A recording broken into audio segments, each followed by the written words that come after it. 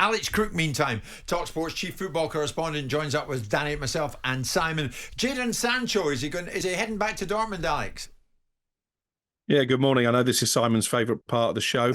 Looks like Jadon Sancho to Borussia Dortmund will happen. I think this was always the most likely escape route, if you like, from his struggles at Manchester United. Interestingly, at the moment, I'm being told it'll be a straight loan deal until the end of the season. So who knows what Manchester United will do with him then? Who knows if Erik Ten Hag will still be the United manager then? Of course, this all centres around the very public spat between player and manager. I'm also led to believe Manchester United are going to continue to pay a sizable percentage of his wages during the loan spell. I think it's a move that makes sense for Jadon Sancho. It's a club he knows well. It's where he's played his best football, but he really needs to get back to form, doesn't he? Because even before this incident, if you like, with Erik Ten Hag, he wasn't playing particularly well for Manchester United. We shouldn't forget that.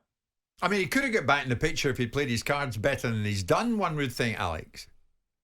Absolutely. United, I think, were disappointed that he didn't bow to the manager's demand to apologise for those comments on social media. It's very unusual, isn't it, for a player to be quite so scathing of their manager on social media. And actually, I sympathise with Erik Ten Hag. I think if he backed down over this one, then that would have lost him a little bit of power in the dressing room. Yeah, I remember when there was talk of Kurt Zouma going to West Ham, and the noises I first heard about that were Zuma's not going to go there.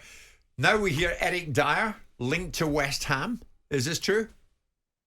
Yeah, I think there's interest. I think David Moyes is certainly looking to strengthen that back line. We mentioned on the transfer notebook yesterday that Max Kilman at Wolves remains very high on David Moyes' wish list, although Wolves not keen to let him go in this transfer window for obvious reasons.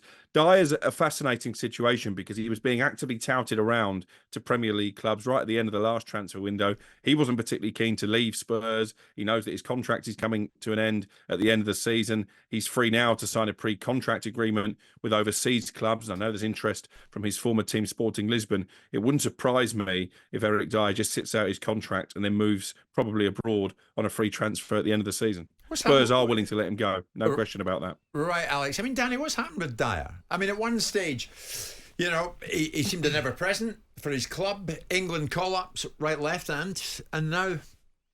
I think it's just one of those situations where you fall out of favour and you lose a bit of confidence. Physically, it's not suited him the way Tottenham are playing at the moment in terms of a high line, and you need pace. So I don't think he's part of the future. And he's obviously done well in years gone by at Tottenham, probably on a good contract, and they're not willing to renew it and pay the same money. So he's looking at alternative options. And sometimes it's a balance between on the field and off the field stuff. But he's a decent player for someone because he can play centre mid and he can play centre back. Right. I think there'll be a few takers for Dier. I would have thought so. What about Kalvin Phillips, a player who has won everything there is to win, but hardly ever plays? Yeah, 5 trophies I think he's picked up over the course of his Manchester City career. I could be cruel and say he's won more trophies than he started games, but that isn't far away, is it? Because it's pretty clear, and Pep Guardiola has said it publicly, that he's not part of his plans. He's almost apologised to Kalvin Phillips for wasting his time during his reign at Manchester City. Yeah. They're open to offers. They're willing to let him go. Newcastle... big suitors, and I think Kalvin Phillips is open to the move to St James's Park, but at the moment City's demands, I'm told, are proving a little bit prohibitive. They want a loan fee of at least £5 million, and they want an obligation to buy at the end of the season and try and recoup some of the big money they spent on him to take him from Leeds in the first place. So at the moment, Kalvin Phillips in a little bit of limbo. We know that Juventus have him on their list as well, but again, they're not particularly flush for cash. So we'll see how this situation develops over the course of the window. Okay, while they're back at Sheffield United, are they going to be busy, one would think? Yeah, I think so. I think he wants a goalkeeper for sure. Wes Foderingham has made a couple of high-profile mistakes in recent weeks. Kasper Schmeichel is one name on their radar, and I'm led to believe that Kasper Schmeichel would be keen to come back to the Premier League. Maybe feels that he's got a bit of unfinished business, the Premier League champion at Leicester City.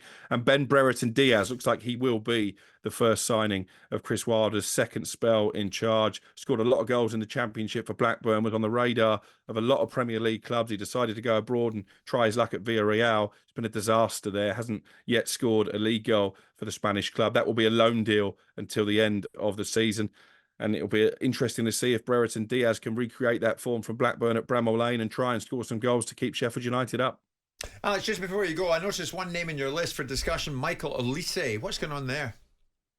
Yeah, this is a long-term one, I think. Obviously, he signed a new contract at Crystal Palace. There is a release clause. We don't know exactly how much, but obviously there's a lot of big Premier League clubs who have Olise on their radar. And our colleagues at the Evening Standard are reporting that Manchester United are lining up a move for the summer that would see them pay that release clause. And I think that gives you a little insight. I can hear Simon, I think, chuckling away. No, it was but me. It gives you a bit of an insight. Oh, it's Danny, was it? Into what Sir Jim Ratcliffe might want to do in terms of transforming the playing squad, bringing in young, hungry, Premier League proven players. I think if they could pull that deal off, I think Manchester United fans would be quite excited by it. Olise to United, Danny. I'm sure that Alex is right. I'm sure they would be. Well, he's better than Anthony, isn't he? Yeah. You know, he's better than And not difficult. He's better than what they've got. But he's unproven at, you know, he's proven at Premier League, but unproven at a big club. United should be going for players who can make them competitive with Manchester City. And Olise is not that yet, although he's a talent. Yeah, they're a long way off that. I doubt if there is a United fan, let alone anyone in the journalistic side of the game, who would say that Anthony has been a success. Far from it. No, he struggled, and I don't see the improvement. I was listening to Gary Neville talk about him the other day, and he said some really very good things about what he should be doing on the training pitch, which is practicing things he would do in a match, working on his right foot more, cutting in, putting more crosses in, looking at people like Mahrez and how they manipulate the ball, and then all the other players know what he's going to do. He plays off the cuff. Yeah. Ultimately, if you play as a winger or a forward in any team, you're judged on goals and assists. And his goals and assists at Manchester United so far are nowhere near. Jim White and Simon Jordan. Monday to Friday mornings from 10 on AM, on DAB, via the TalkSPORT app and on your smart speaker. TalkSPORT.